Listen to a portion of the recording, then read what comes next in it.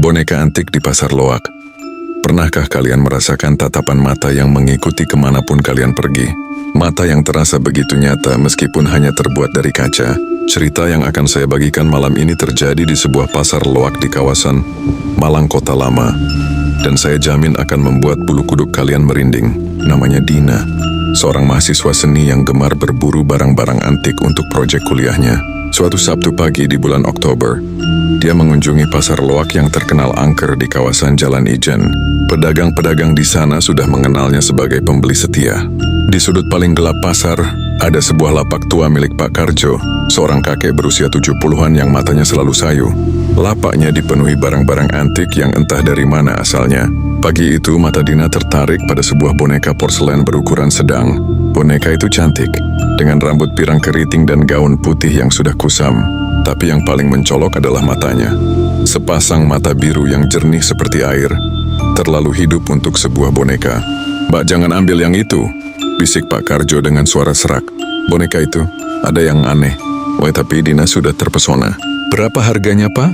Pak Karjo tampak ragu. 50.000 saja. "Tapi saya peringatkan sekali lagi, Mbak. Boneka itu datang dari rumah orang yang meninggal secara tidak wajar." Dina mengabaikan peringatan itu dan membawa pulang boneka tersebut ke kos-kosannya di daerah Dinoyo. Dia menempatkan boneka itu di rak buku, tepat di hadapan tempat tidurnya. Malam pertama tidak terjadi apa-apa. Malam kedua juga sama. Tapi di malam ketiga Dina terbangun karena merasakan ada yang mengawasinya. Dia membuka mata dan nyaris berteriak. Boneka itu tidak lagi menghadap ke depan. Kepalanya sekarang menghadap ke arah tempat tidur Dina.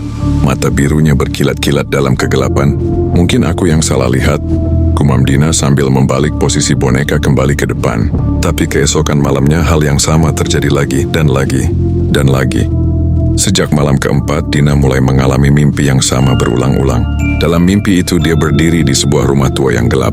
Di tengah ruang tamu, ada seorang gadis kecil berusia sekitar 7 tahun, dengan rambut pirang keriting dan gaun putih yang persis sama dengan boneka itu. Gadis kecil itu selalu menangis sambil berkata, aku tidak sengaja jatuh." Setiap kali Dina mencoba mendekati gadis itu, mimpi langsung berubah menjadi ngeri. Rumah itu berubah menjadi sangat dingin, dan terdengar suara langkah kaki berat menuruni tangga. Gadis kecil itu akan berteriak ketakutan, "Ayah marah. Ayah marah karena vas bunga favorit mama pecah." Dina selalu terbangun dalam keadaan berkeringat dingin.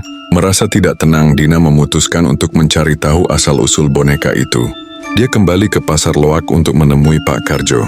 "Pak, tolong ceritakan dari mana boneka itu berasal," pinta Dina. Pak Karjo menghela napas panjang. "Boneka itu dari rumah keluarga Sutrisno di Jalan Kawi. Tahun 1987 ada kejadian tragis di sana.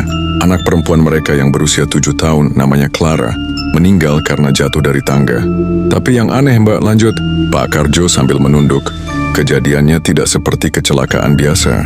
Clara jatuh setelah memecahkan vas bunga kesayangan ibunya. Konon ayahnya yang sedang marah besar mengejar Clara ke tangga atas." Dina merinding. "Jadi Clara meninggal karena lari dari ayahnya yang marah?" Pak Karjo mengangguk sedih. "Keluarga itu pindah tidak lama setelah kejadian. Mereka meninggalkan semua barang, termasuk boneka kesayangan Clara itu." Malam itu Dina memutuskan untuk berbicara dengan boneka tersebut. Dia duduk di lantai, berhadapan dengan boneka yang diletakkan di atas meja. "Clara, kalau kamu benar-benar ada di sana, aku ingin membantu," bisik Dina lembut. Tiba-tiba suhu ruangan turun drastis. Napas Dina mulai terlihat seperti uap. Boneka itu perlahan-lahan mulai bergerak, kepalanya menoleh menghadap Dina. Dengan suara yang sangat pelan, hampir seperti bisikan angin terdengar. "Ayah marah." Dina gemetar tapi memberanikan diri. "Clara, ayahmu tidak marah lagi. Kamu sudah aman sekarang." "Vas bunga pecah. Salahku?" Suara itu terdengar lagi, kali ini lebih jelas. Air mata mulai mengalir dari mata kaca boneka itu. Ya, air mata sungguhan. Dina menyadari bahwa Clara masih terjebak dalam rasa bersalah dan ketakutan pada detik-detik terakhir hidupnya. Dengan hati-hati Dina mengangkat boneka itu dan memeluknya. "Clara, dengarkan aku. Kamu hanya seorang anak kecil. Memecahkan vas bunga itu bukan salahmu. Itu hanya kecelakaan. Ayahmu pasti sudah memaafkanmu. Hingga kini, jika kalian berkunjung ke TPU Kasin dan melihat sebuah boneka kecil di salah satu nisan, ingatlah pada Clara. gadis kecil yang akhirnya menemukan kedamaian setelah bertahun-tahun terjebak dalam penyesalan masa lalu.